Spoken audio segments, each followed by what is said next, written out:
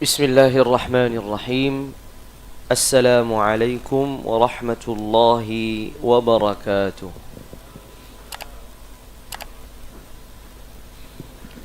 الحمد لله رب العالمين. الحمد لله حمدا يوافي نعمه ويكافئ مزيده. لك الحمد يا ربنا كما ينبغي لجلال وجهك وعظيم سلطانك. وأشهد أن لا إله إلا الله وحده لا شريك له. وأشهد أن سيدنا محمدا عبد الله ورسوله. اللهم صل وسلم وبارك على عبدك ورسولك النبي الأمي سيدنا محمد وعلى آله وأزواجه وذريته وصحابته والتابعين ومن تبعهم بإحسان إلى يوم الدين. أما بعد، اللهم لا علم لنا إلا ما علمتنا إنك أنت العليم الحكيم.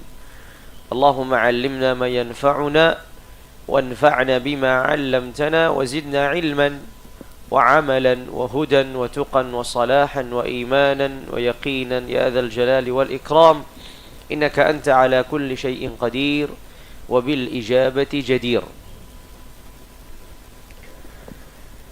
Rekan sekalian yang dirahmati dan dimuliakan Allah Tabaraka wa Ta'ala, pada kesempatan pagi hari ini kita akan bahas satu hadis, satu sabda Nabi Sayyidina Muhammad ibn Abdullah salawatu rabbi wa salamuhu alaihi wa ala alihi wa azwajihi wa dhurriyyatihi.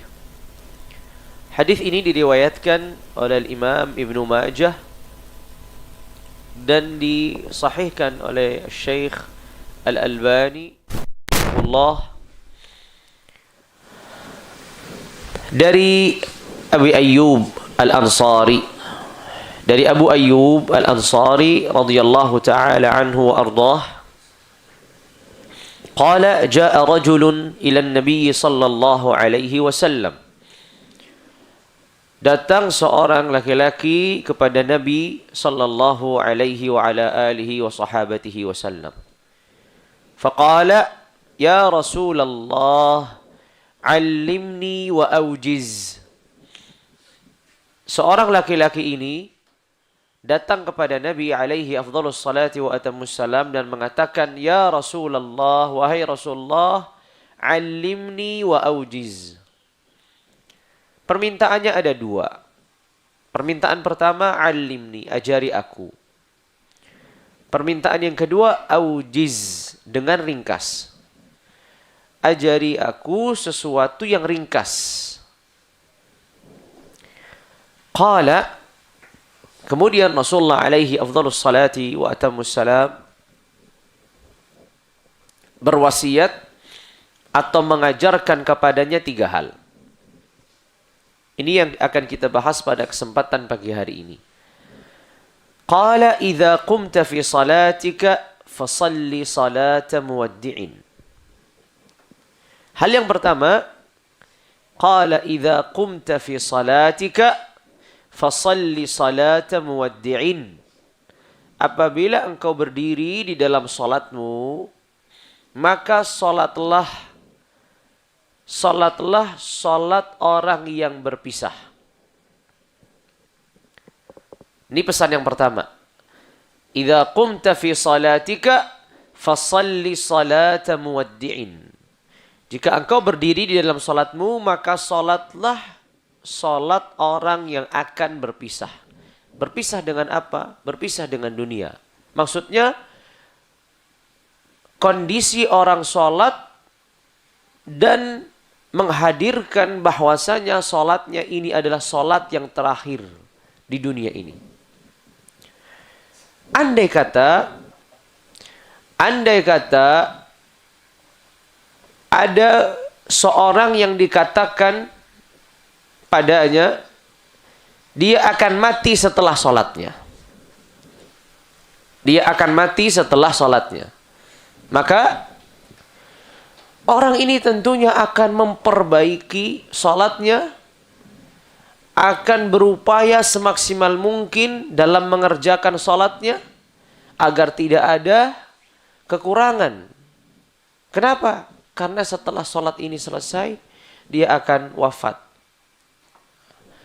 Makanya pesan Rasulullah kepada orang ini, qala idza qumta fi salatika fasalli salata muwaddi'in.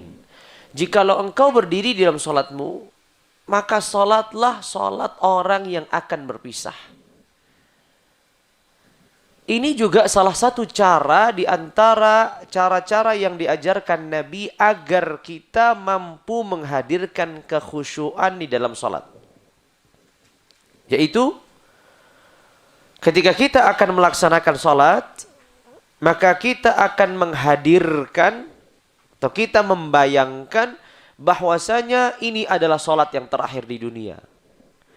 Dan ini adalah salat yang akan memisahkan diri kita dengan kehidupan di dunia. Maka pasti normalnya orang, apa yang terjadi? Dia akan salat dengan penuh khusyuk. Dia akan salat dengan penuh kembali kepada Allah. Dia akan salat dengan penuh tenang. Dia akan salat dengan penuh permintaan ampunan. Dia akan salat dengan penuh harapan kepada Allah tabaraka wa ta'ala. Kenapa? Karena salli salatan muwaddi'. Ini pesan yang pertama dan kita nanti akan kembali lagi menjelaskan lebih luas lagi. Pesan yang kedua apa? Qala wala takallam bikalamin ta'tadhiru minhu. Wala takallam bikalamin ta'tadhiru minhu. Jangan berbicara dengan pembicaraan atau jangan mengucapkan sesuatu dengan ucapan yang engkau kemudian akan meminta maaf darinya. Wala takallam bikalamin ta'tadhiru minhu. Jangan berbicara dengan suatu kata, dengan suatu kalimat, dengan suatu ucapan yang engkau akan meminta maaf darinya. Kenapa? Inilah pentingnya seorang untuk mengendalikan dan mengontrol dirinya dalam berbicara. Sebelum ia mengucapkan sesuatu harusnya difikirkan terlebih dahulu.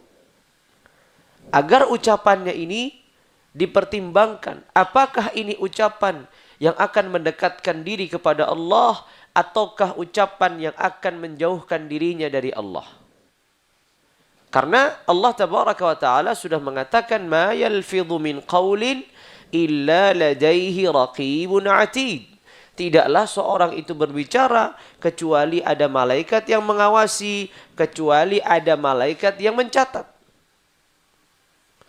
Makanya di sini seorang harus benar-benar memperhatikan, menimbang apakah ucapannya ini yurdillah, membuat Allah rela, atau membuat Allah Azza wa Jalla yaskhat, membuat Allah murka.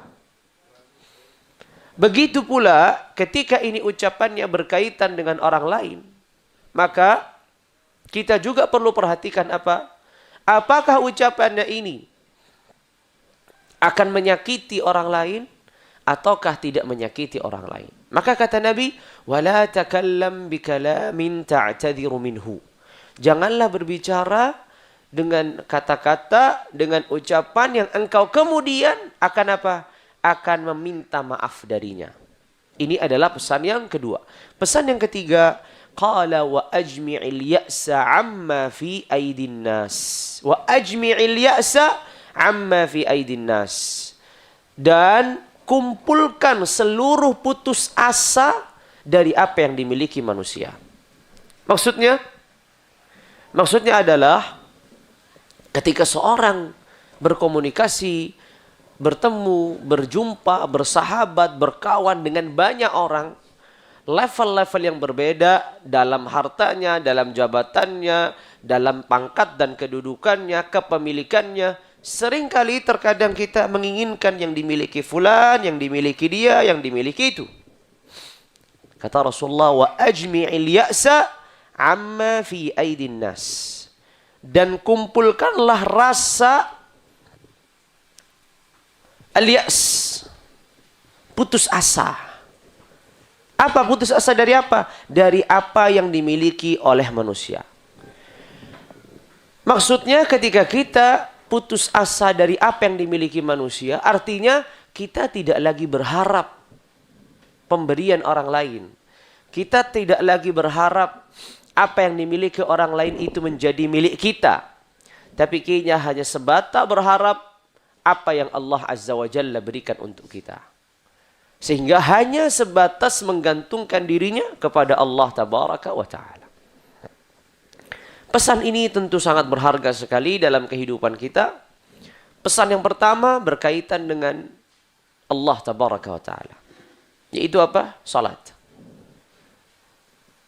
Dan bukan hanya sebatas melaksanakan salat, tapi meningkatkan kualitas salat. Insya Allah semua yang hadir di sini sudah menunaikan dan melaksanakan salat. Salat 5 waktu ataupun salat-salat yang lainnya menjadi pelengkap. Tapi setidaknya jikalau saya bercermin dan introspeksi mengukur kualitas salat saya, maka jauh dari apa yang diharapkan oleh Rasulullah alaihi afdhalus salati wa atamus salam. Ketika kita mulai mengucapkan Allahu Akbar, apakah ucapan Allahu Akbar ini telah memisahkan antara kehidupan dunia dan kehidupan akhirat? Atau kehidupan dunia juga ikut terbawa ke dalam kehidupan akhirat? Apakah ucapan Allahu Akbar ini menyelesaikan dan mengakhiri seluruh masalah yang telah berlalu dari kehidupan kita? Ataukah Allahu Akbar ini hanya sebatas kalimat jeda untuk kemudian kita menyambung lagi masalah-masalah yang kita pernah lakukan di masa lalu? Lihatlah bagaimana Rasulullah alaihi afdhalus salati wa atamus salam menjadikan salat ini tempat di mana beliau beristirahat. Bukan tempat di mana beliau dibebani. Bukan tempat di mana beliau merasa berat. Tapi beliau mengatakan kepada Bilal, "Ya Bilal, arihna biha. Arihna biha ya Bilal." Apa maksudnya arihna biha ya Bilal? Buat kami istirahat dengannya ya Bilal. Buat kami istirahat dengan salat ya Bilal.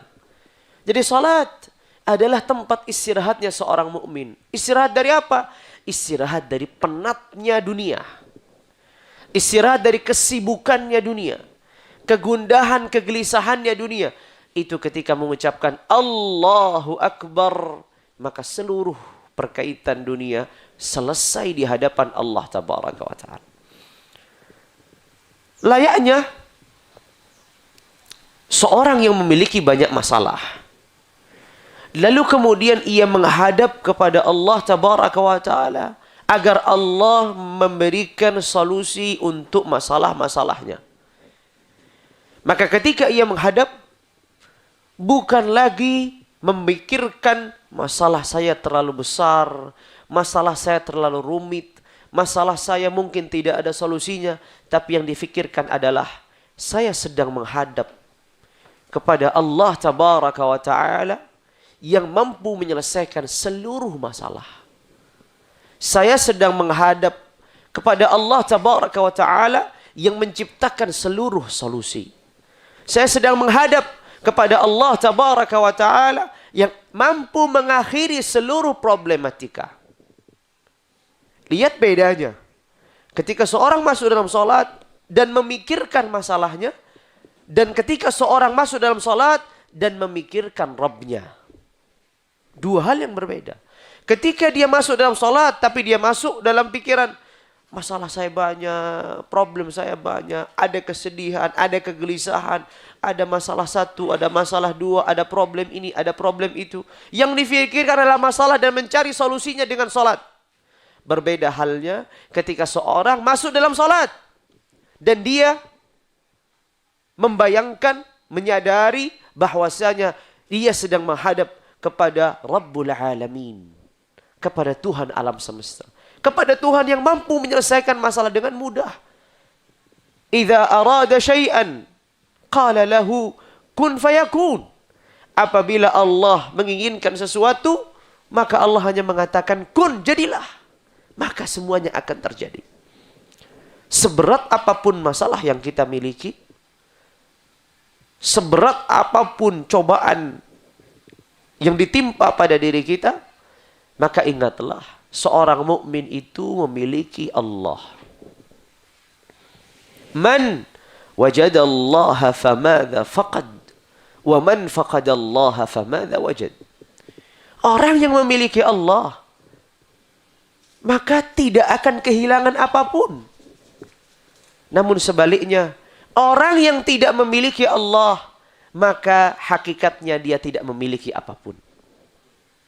Kalau orang sudah memiliki Allah, maksudnya di dalam hatinya, di dalam akalnya, di dalam jiwanya, yang terlintas hanyalah Rabbul Izzati wal Jalal. Bukan selain Allah Tabaraka wa Ta'ala. Apapun yang terlewatkan, apapun yang hilang, apapun yang terkurangi darinya, dirinya, tidak terlalu berarti lagi. Kenapa? Karena ia masih memiliki Allah Tabaraka wa Ta'ala. Kalaulah Allah mengambil sebagian dari apa yang dimilikinya, maka Allah akan menggantikan hal yang lebih baik. Man taraka syai'an lillah, awadahu Allahu khairan minhu. Seseorang yang meninggalkan perkara karena Allah, maka Allah akan menggantinya sesuatu yang lebih baik dari dirinya.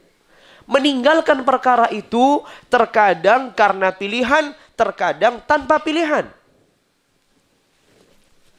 Misalkan seorang wal'iyadu billah dahulu, orang yang banyak memiliki dosa dan maksiat. Kemudian datanglah hidayah.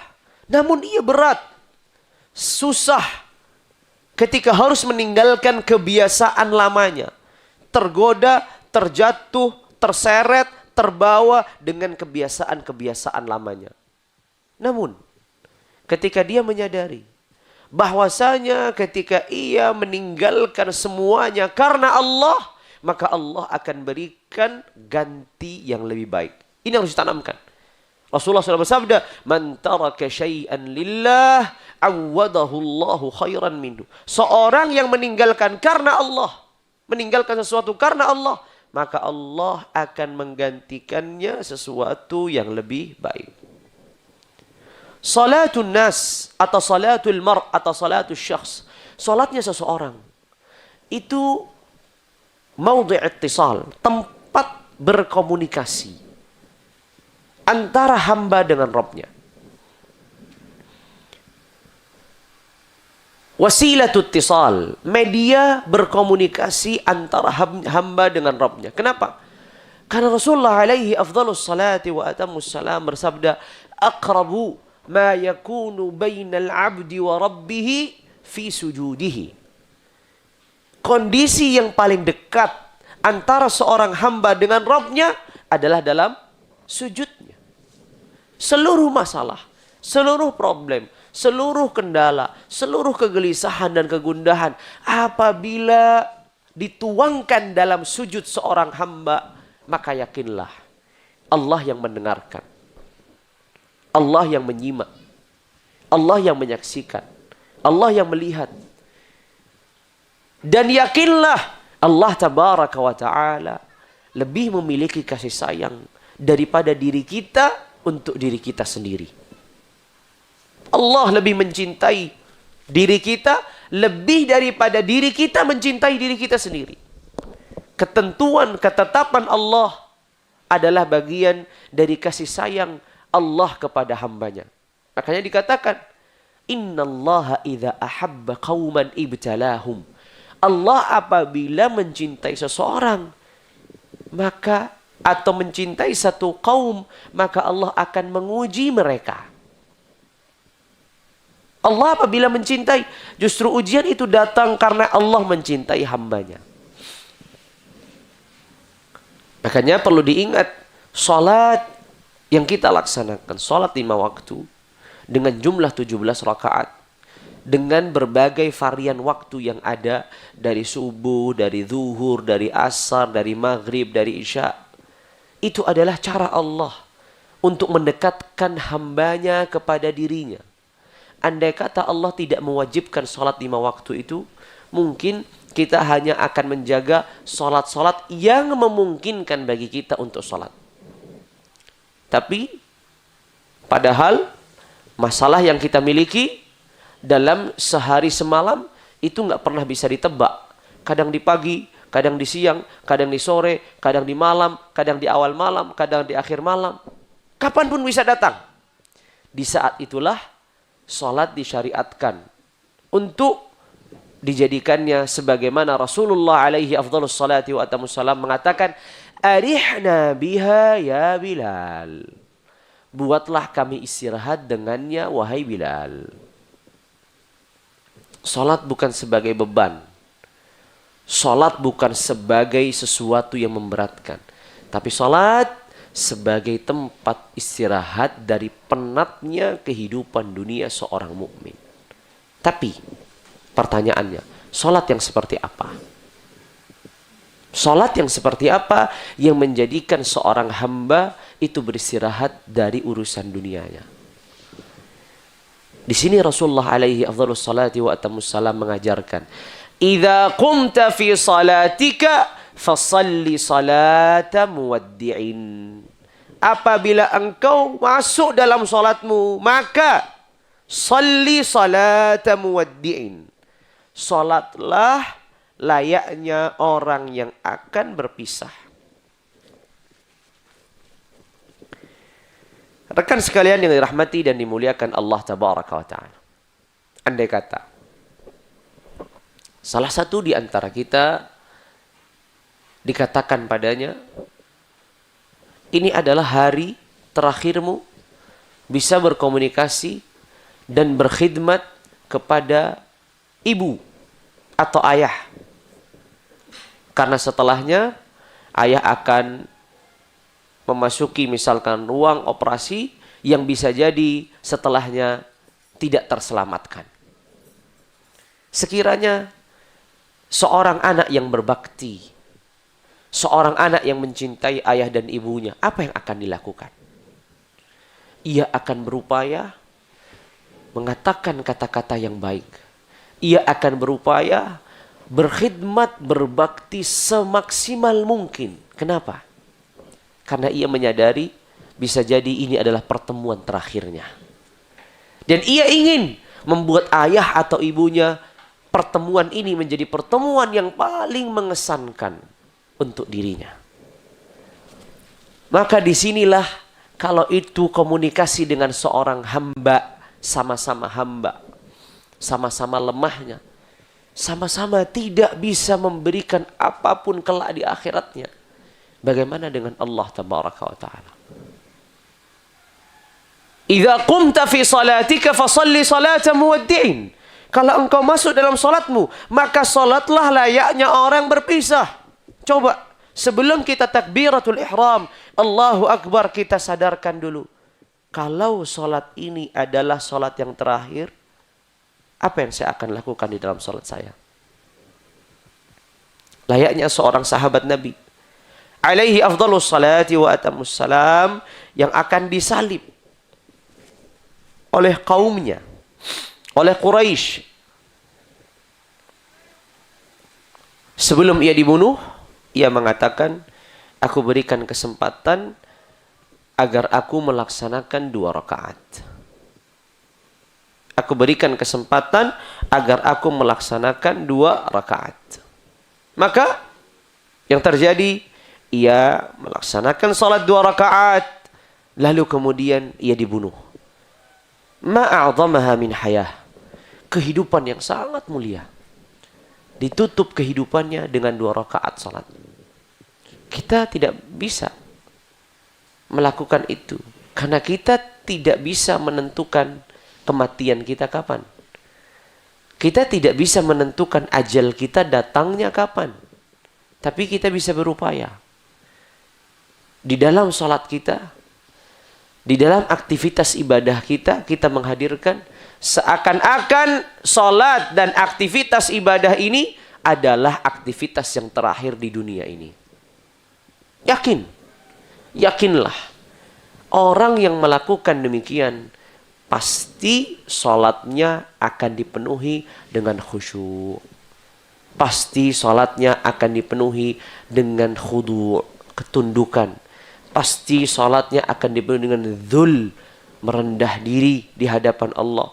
Pasti salatnya akan dipenuhi dengan inabah, kembali kepada Allah. Kenapa? Karena salli salata muwaddi'in. Salat layaknya orang yang berpisah.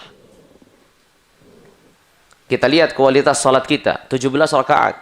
Di 17 rakaat, 1 rakaat saja yang kita mampu menjaga dari awal rakaat sampai masuk rakaat kedua, yang kita pikirkan adalah Allah dan Allah dan Allah.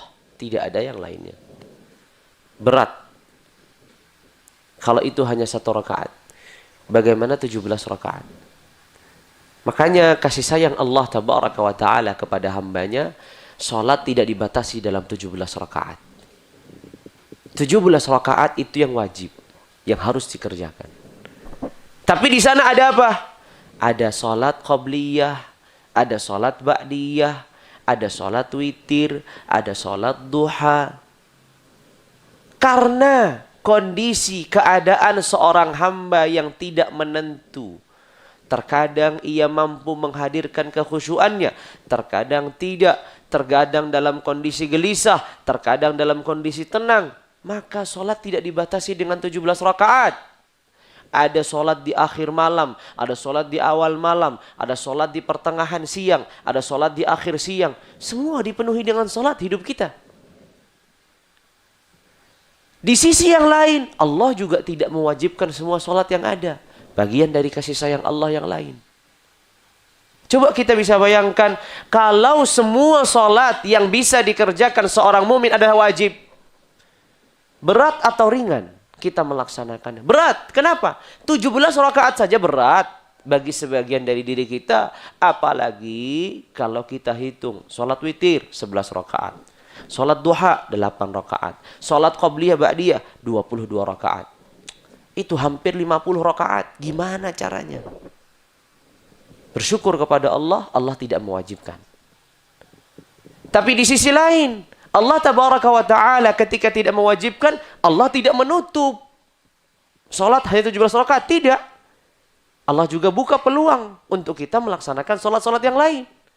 Makanya kan dikatakan, seorang hamba suatu saat nanti ketika di padang mahsyar, awwalu ma yuhasabu bihil abdu as-salah. Perkara pertama yang akan diminta pertanggungjawaban dari seorang hamba adalah salatnya. Perkara pertama kali yang akan diminta pertanggungjawaban dari seorang hamba adalah salatnya. Dihadirkan seorang hamba, maka Allah akan mengatakan kepadanya, "Unzuru fi salati." Lihat salatnya. Lihat salatnya. Kalau salat-salat yang wajib ada kekurangan, maka kata Allah, "Unzuru fi an-nawafil." Lihat salat-salatnya yang sunnah. Makanya para ulama mengatakan dari sini, salat-salat sunnah itu fungsinya adalah menyempurnakan kekurangan dari salat-salat yang wajib. Makanya perhatikan saja, ya. Salat fardu selalu diiringi dengan qabliyah dan ba'diyah. Kenapa? Fungsinya adalah pendampingan qabliyah dan ba'diyah ini di dalam salat yang wajib adalah untuk menyempurnakan salat kita yang wajib ketika ada kekurangan. Dan lebih menakjubkannya lagi kalau kita merenungkan. Setiap sholat 5 waktu itu ada qabliyahnya, tapi tidak ada ba'diyahnya. Sebagiannya. Sholat subuh ada qabliyah, ada ba'diyahnya? Tidak ada. Sholat zuhur ada qabliyah, ada ba'diyah. Sholat asar ada qabliyah, ada ba'diyah? Tidak ada. Sholat maghrib ada qabliyah, ada ba'diyah. Sholat isya ada qabliyah dan ba'diyah. Para ulama menyebutkan, salah satu fungsi, salah satu hikmah, salah satu tujuan dihadirkan sholat qabliyah itu adalah persiapan untuk melaksanakan sholat fardu. Orang kalau datang dari rumahnya dalam kondisi banyak masalah, dalam kondisi problem, ujuk-ujuk langsung dia sholat fardu. Nggak ada pemanasan ibaratnya, langsung sholat fardu. Bisa dipastikan sholat fardunya akan kacau. Tapi kalau dia datang, kemudian dia sholat qabliyah dulu. Yang tadi tidak bisa khusyuk, tidak bisa fokus, semuanya sudah tertunaikan di sholat qabliyah. Ketika sholat fardu, sudah tidak lagi itu.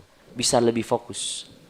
Maka salah satu fungsi, salah satu hikmah, tujuannya setiap sholat ada qabliyahnya. Sholat qabliyah ini sebagai persiapan, sebagai pemanasan untuk melaksanakan sholat yang wajib. Karena kalau kita ditanya, mana yang lebih mulia? Sholat yang fardu atau sholat yang sunnah? Jawabannya, fardu atau yang sunnah yang lebih mulia? Yang fardu. Kata Allah Tabaraka wa Ta'ala, tidaklah satu amalan yang lebih dicintai Allah Tabaraka wa Ta'ala dari seorang hambanya lebih daripada mengerjakan fardu-fardunya. Makanya jangan kebalik-kebalik. Kebalik-kebalik gimana? Kalau sholat fardunya malas, tapi sholat duhanya rajin. Ini gimana ceritanya? Kenapa? Kenapa sholat duha bisa dijaga dengan tepat waktunya? Karena sholat duha itu melapangkan rezeki, Ustaz. Tapi sholat fardu, saya nggak tahu ada hal-hal yang berkaitan dengan itu. Berarti ada problem, ada masalah. Ya, ada masalah di sini dalam melaksanakan ibadahnya. Kenapa mampu menjaga sholat malamnya, tapi sholat subuhnya terlewatkan, bablas? Berarti ada masalah. Sholat malamnya di akhir malam tegak berdiri berapa rakaat, tapi habis itu tidur sampai terbitnya matahari. Kenapa? Mana yang lebih mulia? Sholat fardu atau sholat sunnah? Jelas. Itulah kasih sayang Allah. Allah Tabaraka wa Ta'ala menyadari bahwasanya seorang hamba itu tidak akan mampu, tidak akan bisa berkomitmen untuk melaksanakan sholat-sholat ini.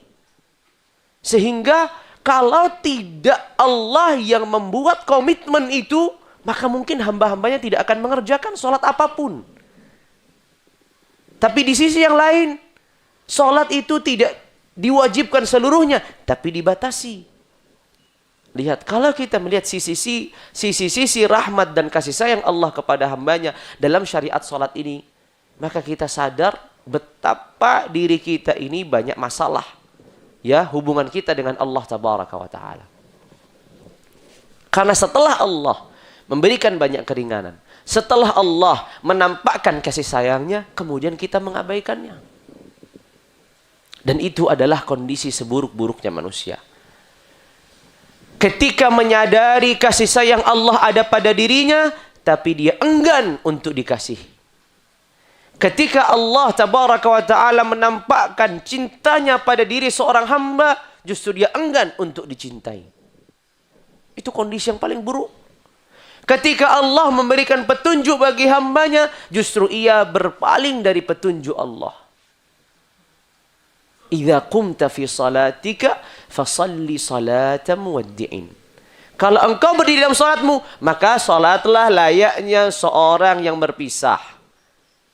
Salah satu cara syariat agar seorang itu bisa khusyuk, agar seorang itu bisa merenungi salatnya adalah dengan menghadirkan perpisahan dengan dunia, perpisahan dengan kehidupannya, sehingga salatnya bisa khusyuk.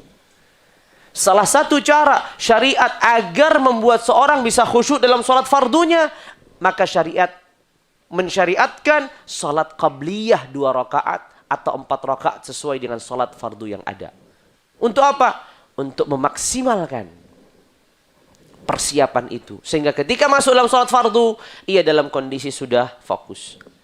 Kan sering dalam sholat kita, Allahu Akbar, lalu kemudian kita baru fikir, ini tadi sholat apa ya? Pernah? Pasti setiap kita pernah melaksanakannya. Pasti pernah setiap kita mengalaminya. Sudah Allahu Akbar, baru kemudian berpikir, ini tadi sholat apa ya? Ngelihat jam di depannya, oh jam 12:30 atau jam 12, oh ini sholat zuhur. Ngelihat jam di depannya, jam 3, oh ini sholat asar. Itu sering terjadi.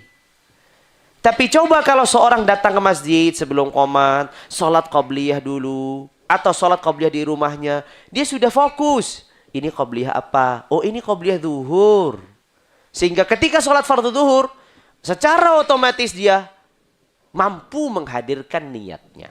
Itulah syariat Islam yang membawa rahmat dan kasih sayang kepada hamba-hambanya, agar menghantarkan hamba-hamba Allah tabaraka wa ta'ala kepada surga Allah jalla wa ala. Makanya hendaknya kita memperhatikan solat kita, terutama solat yang wajib. Karena tidak ada perkara dari perkara-perkara ibadah yang mampu kita pertahankan lebih daripada solat kita. Karena kalau kita mempertahankan puasa Ramadan, hanya datang 1 tahun 1 kali. Walaupun 30 hari. Karena kalau kita mempertahankan zakat, belum tentu kita orang diwajibkan zakat. Karena kalau kita mempertahankan haji ataupun umrah, belum tentu kita orang yang mampu untuk melaksanakan itu. Tapi setiap kita mampu melaksanakan sholat. Makanya sholat tidak pernah gugur kewajibannya selama seseorang itu masih memiliki akalnya. Walaupun terbaring. Walaupun dalam kondisi duduk. Walaupun dalam kondisi tidak baik-baik. Tetap sholat itu diwajibkan. Bahkan ketika seorang dalam kondisi berperang pun, sedang menghadapi dan posisinya sedang sibuk dengan jihad. Jihad suatu ibadah. Tapi dalam posisi ini pun tetap diwajibkan sholat atas dirinya. Wa in khiftum farijalan aw rukbana. Kalau kalian dalam kondisi takut, maka dalam kondisi berdiri, berjalan, atau dalam kondisi menunggangi, tetap diwajibkan kalian untuk sholat. Maka tidak bisa tawar-menawar dalam sholat. Kita orang yang hebat dalam urusan apapun di dunia. Mampu mengumpulkan harta, mampu kita bermanajemen, mampu kita mengukur ini, mempertimbangkan itu. Tapi kalau kita tidak mampu menjaga sholat kita, maka tidak ada kebaikan dalam kehidupan kita. Karena hakikat kehidupan kita bukan hakikat kehidupan yang kita miliki hari ini. Tapi hakikat kehidupan kita adalah kehidupan yang akan kita miliki pada hari esok.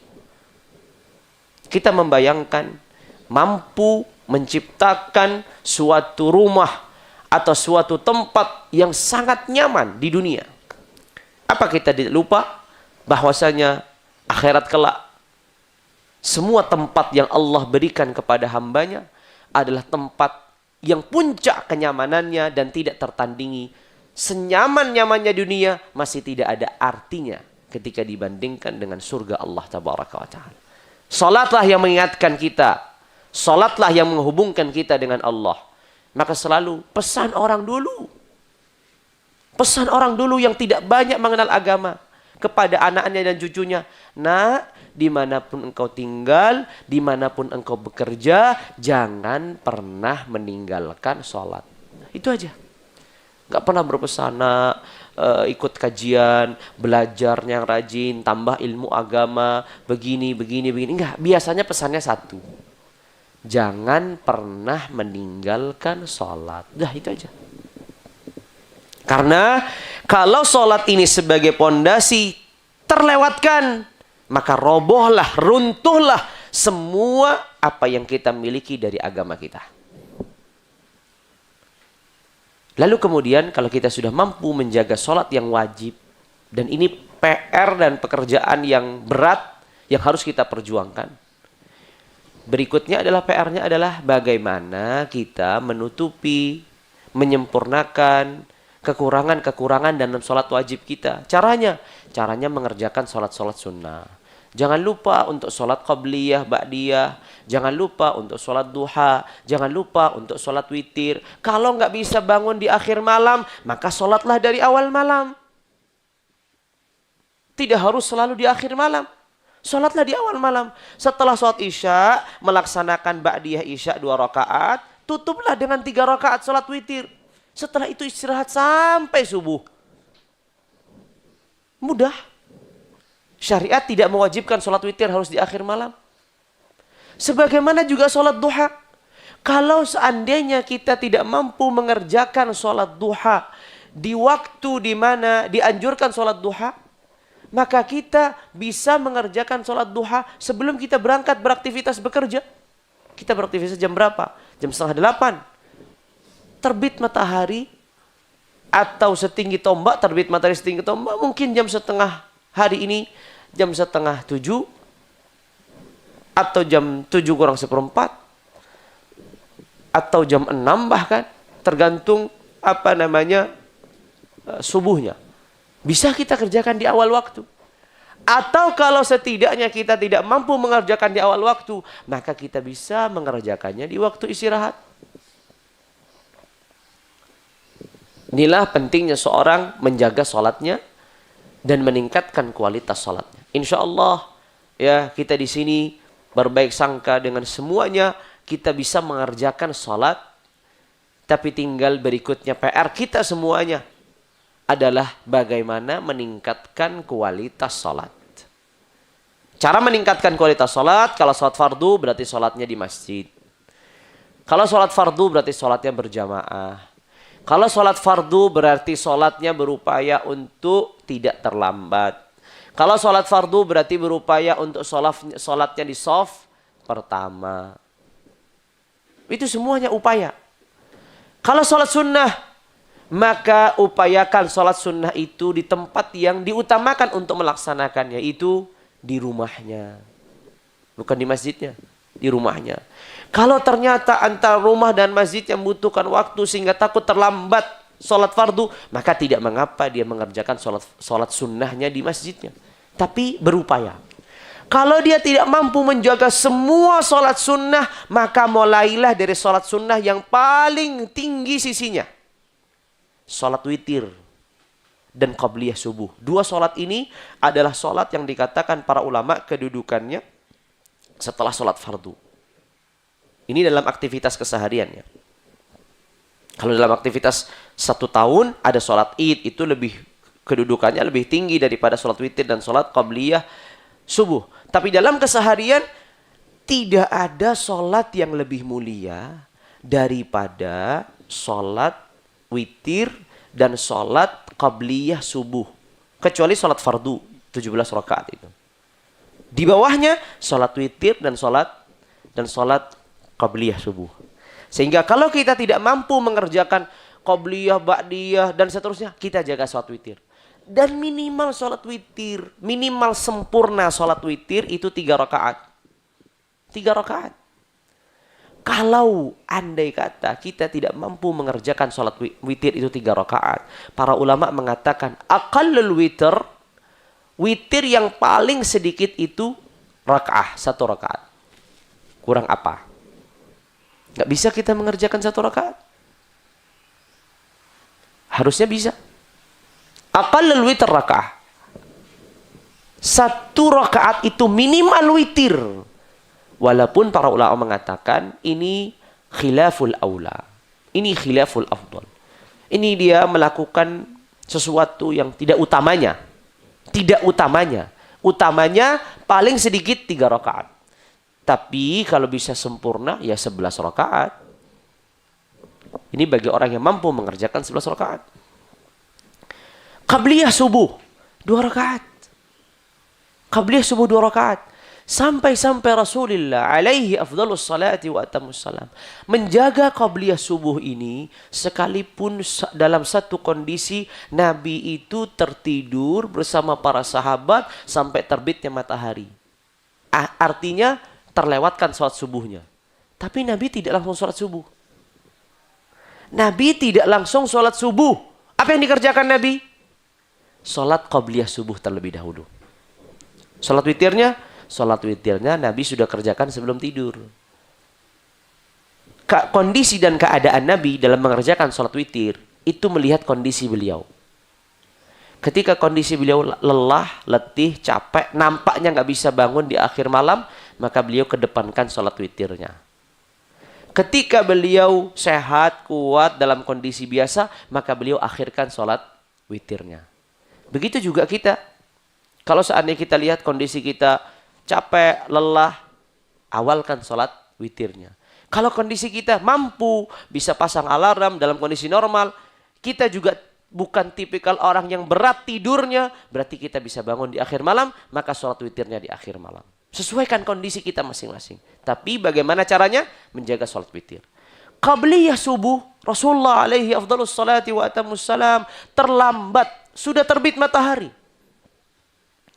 Tapi Rasulullah tidak langsung mengerjakan sholat subuh. Apa yang dikerjakan? Sholat qabliyah subuh terlebih dahulu. Ini menunjukkan betapa pentingnya sholat qabliyah. Betapa pentingnya sholat qabliyah subuh. Makanya para ulama mengatakan dalam satu riwayat yang disebutkan Rasulullah tidak pernah melewatkan sholat witir, tidak pernah melewatkan sholat qabliyah subuh, tidak dalam kondisi safar, tidak dalam kondisi tinggal. Lalu kemudian kita meningkatkan lagi. Kalau witir itu 3 rakaat masih kurang, bisa 5. 5 masih kurang, bisa 7. Tapi ingat, yang terpenting adalah continue, berkelanjutan. Karena Rasulullah akan mengatakan, ahabbul amali ilallahi adwamuha wa inqal.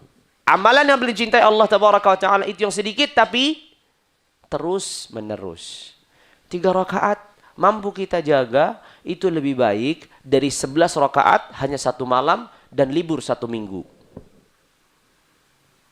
3 rakaat setiap malam. Setiap malam 3, setiap malam 3, setiap malam 3. Terus begitu. Sampai Allah mengambil hayatnya dan kehidupannya. Itu lebih baik daripada 11 rakaat. Tapi 1 tahun 1 kali. 1 bulan 1 kali. 1 minggu 1 kali. Lebih baik sedikit, terjaga. Lebih baik daripada banyak. Tapi apa? Tapi hanya 1 kali, 2 kali dalam kehidupannya.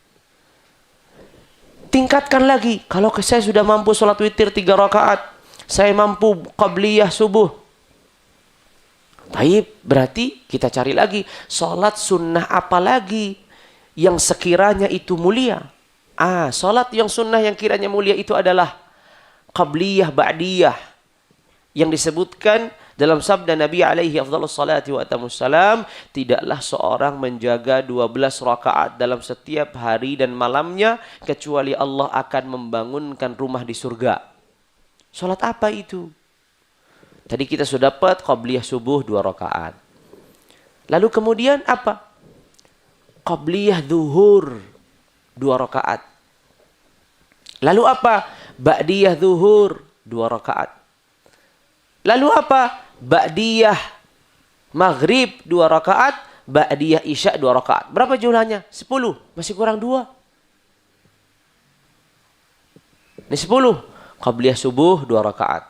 Qabliyah zuhur 2 rakaat. Ba'diyah zuhur 2 rakaat. Ba'diyah maghrib 2 rakaat. Ba'diyah isya 2 rakaat. 10 rakaat. Padahal kata Rasulullah, orang yang mengerjakan 12 rakaat setiap hari dan malamnya, maka dia akan dibangunkan oleh Allah istana di surga. 10 masih. Berarti 2 rakaat ini apa? Para ulama mengatakan 2 rakaat yang tersisa ini adalah 2 rakaat qabliyah zuhur. Jadi qabliyah zuhurnya berapa? 4. Jadi qabliyah zuhurnya adalah 4. 2 rakaat, kemudian salam, kemudian 2 rakaat, kemudian salam, baru mengerjakan sholat fardu zuhur. Ya, baru mengerjakan fardu zuhur. Kita mampu lebih daripada itu. Kalau lebih daripada itu kita mampu, maka sempurnakan qabliyah dan ba'diyah. Karena qabliyah dan ba'diyah itu jumlahnya kalau di dalam fikih, dalam mazhab Imam Syafi'i rahimahullah 22 rakaat. Tambah lagi ba'diyah zuhur 2 rakaat selain 2 rakaat yang sudah dilakukan. Tambah lagi qabliyah asar 4 rakaat. Tambah lagi qabliyah maghrib, tambah lagi qabliyah isya. Totalnya menjadi 22 rakaat. Tapi kalau kita tidak mampu, mulailah dari yang sedikit dan jagalah. Itu penting kaidahnya. Mulai yang sedikit lalu jaga. Komitmen untuk terus mengerjakan. Saya bisanya baru sholat witir 3 rakaat, kerjakan terus. Komitmen, setiap hari 3 rakaat, 3 rakaat, 3 rakaat, terus begitu. Lalu kemudian wasiat yang kedua, adalah sabda Nabi alaihi afdhalus salati wa atammus salam, "Wa la takallam bi kalamin ta'tadhiru minhu." Janganlah engkau berbicara, janganlah engkau berkata-kata dengan ucapan, dengan kata-kata di mana engkau kemudian meminta maaf darinya. Berbicara yang itu kaitannya dengan Allah, kemudian kita bertaubat. Berbicara yang itu kaitannya dengan manusia, kemudian kita meminta maaf. Hati-hati kata Rasulullah, wala takallam. Jangan berbicara, jangan katakan kata-kata, jangan ucapkan suatu ucapan yang engkau kemudian meminta maaf. Entah engkau meminta maaf dan ampunan dari Allah karena kata-kata itu membuat Allah murka, atau kata-kata itu menyakiti hati orang lain sehingga engkau datang untuk meminta maaf kepadanya. Sebelum berkata, maka fikirlah dengan bijaksana. Agar kita tidak masuk dalam sabda Nabi alaihi afdhalus salati wa atammus salam. Innar rajula la yatakallamu bi kalimatin la yulqi laha balan yulqa biha fi jahannam 70 kharifan.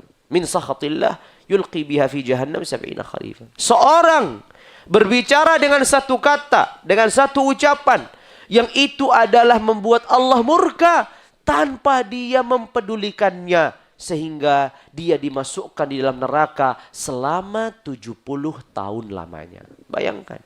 Bukan 1 tahun, bukan 1 hari, 2 hari, 1 bulan, 2 bulan, tapi 70 tahun. Innar rajul la yatakallam bi kalimatin min sakhatillah la yulqi laha balan yulqa biha fi jahannam 70 kharifan. Begitu juga dengan manusia. Komunikasi, berhubungan dengan manusia, bergaul dengan manusia. Ini perlu menjaga al-alaqat, hubungan, keterikatan, persahabatan. Seringkali persahabatan itu dirusak hanya karena 1-2 kalimat yang harusnya tidak terucap, tapi terucap. Makanya di sini penting seorang untuk menjaga kalimatnya, menata kata-katanya, sekalipun dalam kondisi tidak baik-baik. Dalam kondisi emosi misalkan, perlu dikontrol. Dalam kondisi tidak suka, perlu dikontrol. Karena apa yang kita ucapkan bukan hanya berkaitan kepada orang lain, tapi ucapan kita juga akan ditimbang dalam syariat. Orang lain bisa jadi dia tidak peduli, atau bisa jadi dia akan mengambil haknya kelak di akhirat. Dia tidak peduli, yang mengatakan terserah, nanti kita ketemu di akhirat. Berat. Ya berat. Makanya Rasulullah berpesan, wala takallam bikalamin ta'tadhiru minhu. Kalau pesan yang pertama tadi kaitan komunikasi antara seorang hamba dengan Allah, maka pesan yang kedua itu kaitannya adalah komunikasi seorang hamba dengan hamba lainnya. Agar dia menjaga kata-katanya, agar ia menjaga ucapannya.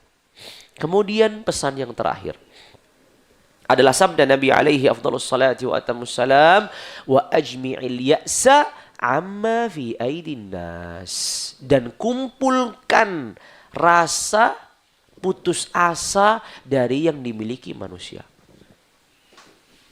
Orang yang masih memikirkan untuk bagaimana caranya memiliki dan menguasai apa yang dimiliki orang lain. Orang yang masih berharap dan menggantungkan dirinya dengan manusia, maka hidupnya tidak akan pernah tenang. Kenapa tidak pernah tenang? Karena hidupnya digantungkan kepada orang lain, bukan kepada Allah.